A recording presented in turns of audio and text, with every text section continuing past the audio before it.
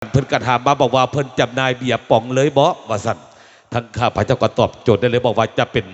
ผลิตภัณฑ์เบียร์เราเป็นเบียร์กระป๋องเนาะให้พี่น้องได้ดื่มเพราะว่าเบียร์คือว่าเอากระป๋องว่าสั่นเพราะว่ากระป๋องกับแก้วมันบ่คือกัน แล้วก็ภายหลังที่ว่าเขาจำนายเบียร์แก้วบันเลิกแล้วก็ได้มาเก็บกันอยู่แต่ว่าจำนายเบียร์กระป๋องนี่ยังบ่ได้เลิกเรียบร้อยเลย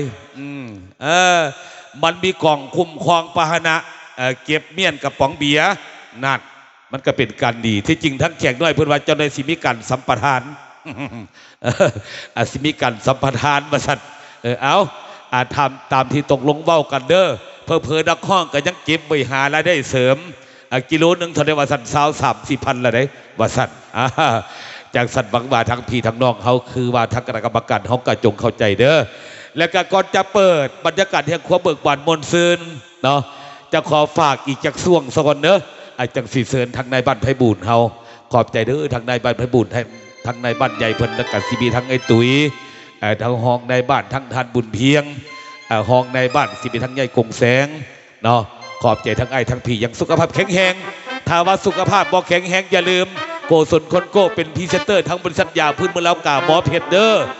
กิน3 กึกงึก3 ทีเด้อทั้งใหญ่กงแสงเขามีจำได้ให้ได้ราคาบริษัทราคากันเองตอบโจทย์ได้ทั้งพี่ทั้งน้องเขาขอบใจพี่น้องที่มาบ่ฮอดก่อนเป็นแฟนคลับเป็นแฟนเพลงที่น่าฮักและก็เป็นแฟนคลับที่น่าเพลงกับทีมงานแขกด้วยอินเตอร์มอดอีกจัก3-4 ผลงานเพลงแล้วจะก้าวเข้าสู่บรรยากาศฮอบปฐมฤกษ์ในโอกาสนี้เอาเชิญ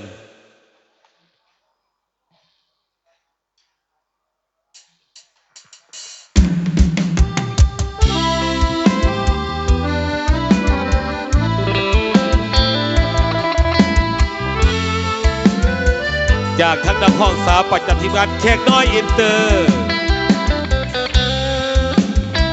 ทั้งน้องดอกแก้วแสนสวย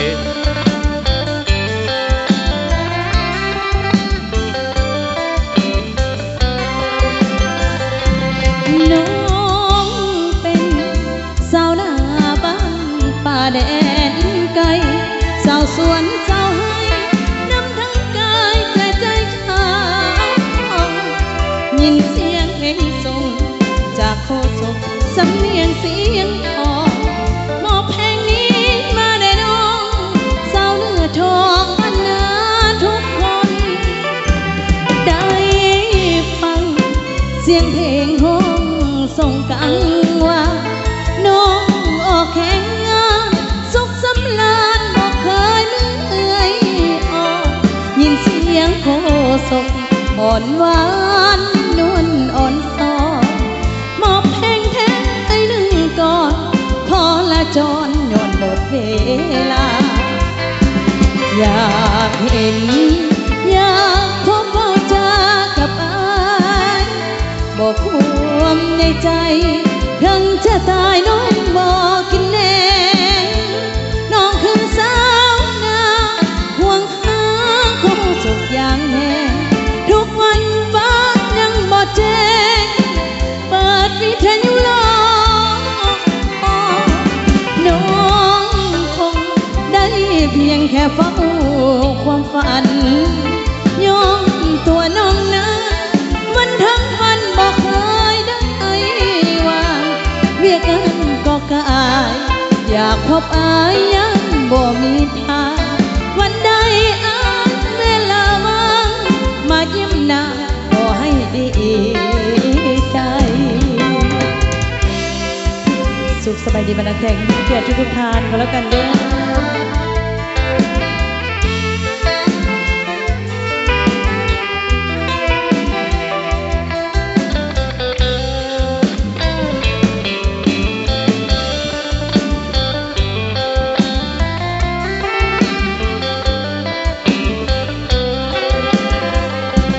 อยากเห็นอยากพบเบาจากับอายบอกความในใจถึงจะตายน้องบอกกินแน่น้องคือสาวนาห่วงหาคงสุขอย่างแห้งทุกวันฟ้ายังบ่แจ้งเปิดวิทยุรอน้องคงได้เพียงแค่เฝ้าความฝัน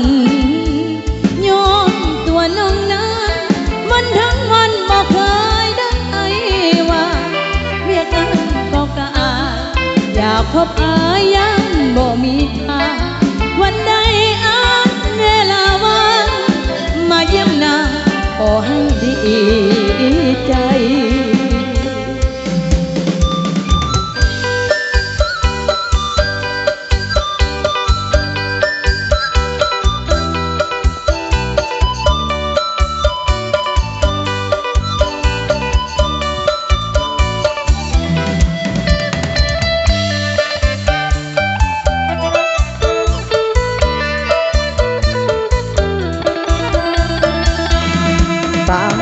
บอกแก้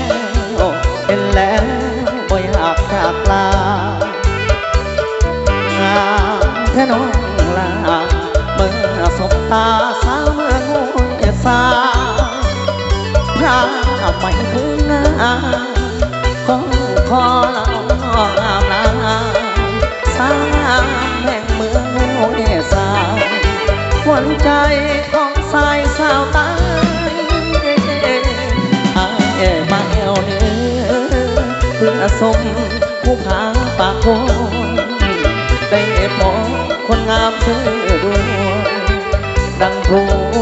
มาลาดอกไม้เจ้างามอีลีนาเลียวเจ้ากินนั้นได้ทั้งแลก็ยังติดใจบ่อยากจากไปหากนี้โอ้ละเนอสาวแห่งเมืองบอกแก้วอายปักใจแน่แนวดังแก้วที่เขากัดสีดินแดนเมืองเหนืองามเลือคลำบาเพน้ำใจใสดังวาเลเพียงเสียงแด่เมืองห้วยสาผมแล้วมีพาจากกันดังจันแฮมแล้วนี้คิดหอมคนดียามข้าจากใจนี้เสียใจยามจากหากันเวลาบลาจะขับมาเมืองห้วยทรายจะบอกขอใครจากแหวนบอกแก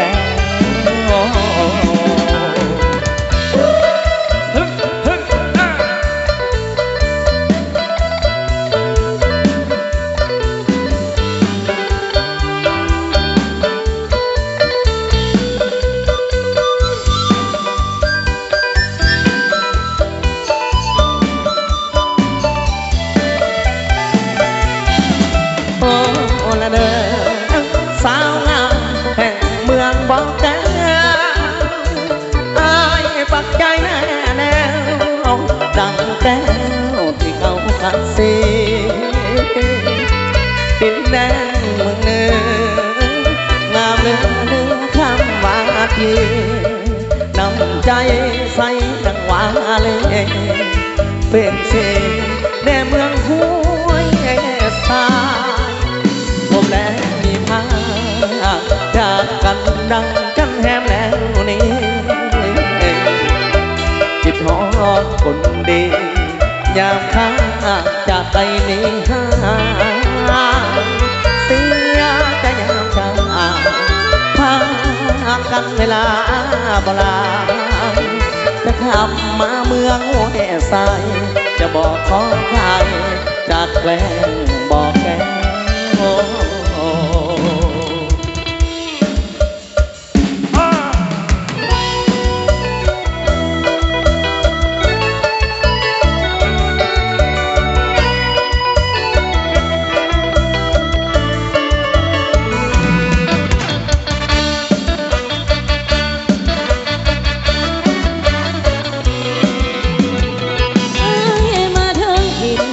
พื้นดินเมืองใส่เศษหา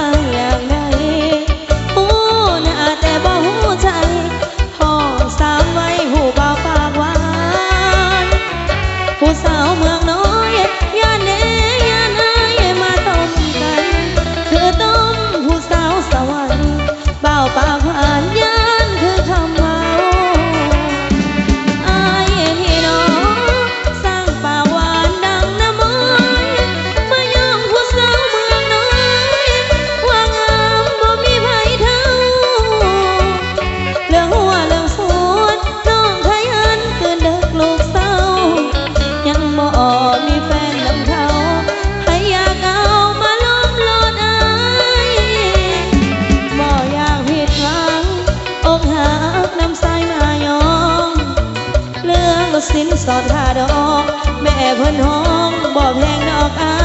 ยสิเอาแท้บ่หักแท้น้องตกลงปลงใจค่าดอกบ่แพงเกินไปมาขอไว้ไว้เป็นเคยเมืองน้อย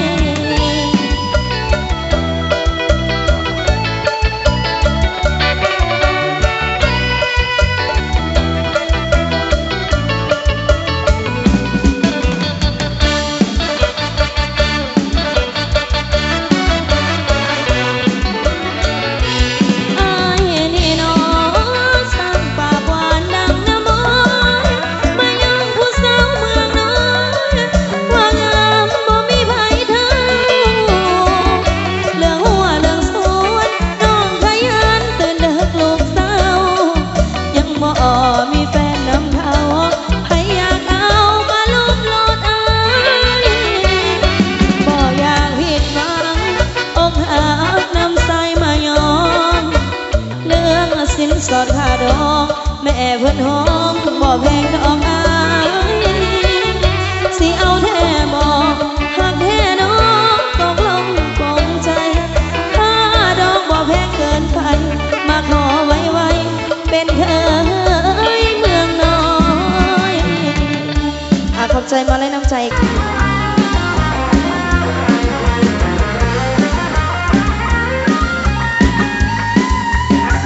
อยากโทรไปหาจังแต่ตังยังไม่เติมโปรโมชั่นเสริมโทรฟรีก็เพิ่งหมดไปอยากจะเซ็นฮัลโหลก็มันโทรไม่ได้ก็เติมออนไลน์มาหน่อยได้ไหมแล้วจะใช้อยากโทรไปหาจังแต่ตังยังไม่เติมโปรโมชั่นเสริมโทรฟรีก็เพิ่งหมดไปอยากจะเซ็นฮัลโหลก็มันโทรไม่ได้ก็เติมออนไลน์มาหน่อยได้ไหมแล้วจะใช้ก็โทษครั้งเดียวรักเราและก็ยังมีโปรยังไม่หมดโปรสักหน่อยอย่าฉันน้อยใจ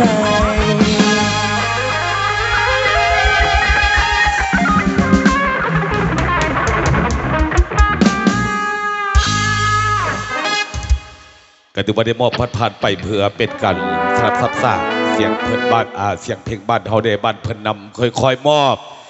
บรรยากาศแห่งความเบิกบานบนสึนเพื่อเป็นการต้อนรับเข้าสู่ทั้งแขกเขาพี่น้องทั้งไซสว่างทั้งดอนโดนพี่น้องทั้งบ้านเรือบ้านไซพี่น้องทั้งแนแคคำพี่น้องทั้งดอนติ้วทั้งด้านสร้างพี่น้องทั้งดงสังเห็นและกระทั่งบ้านอ้อมข้างเบาสะพานและกระทั่งกลุ่มบ้านไซและการพี่น้องทั้งไซธานีเฮาที่ฮักเพลงกันและกันเสียงเพลงจากทางที่บ้านแขกโดยอินเตอร์มอบลงไปฝากเป็นสื่อการเพื่อเป็นการสร้างบรรยากาศแห่งความเบิกบานม่วนซื่นแต่วัตถุทางหน้าพอดีพ่อมีบรรยากาศแท้เลย เป็นแขก VIP เนาะใส่สองยิงสองเลิกการมาแล้วก็เป็นมาเลยโลดว่ามันสบายกว่าคันแต่ว่าเมื่อฮอดบ้านแล้วว่าจักลูกเสียให้ได้จักอันใดต่ออันใดได้กันเอาซะก่อนเต็มคาราเบลขอบใจพิเศษสุดๆก็แล้วกันสุขภาพแข็งแรงร่ำรวยเด้อเนาะเป็น FC เป็นแฟนคลับทางทีมงานทักแขกดอยอินเตอร์เฮาเนาะและก่อนจะเข้าสู่บรรยากาศแห่งความเบิกบานบนเสถียรเสริญทั้งท่านนายบ้านไพบูลย์ขึ้นกล่าวเปิดกันยากเป็นทางการแจ้งกันวัตถุประสงค์และกระดมจิตใจพี่น้องเขาแต่ละจุแต่ละหน่วยทั้งดักธุรกิจผู้ประกอบการห่างห้าน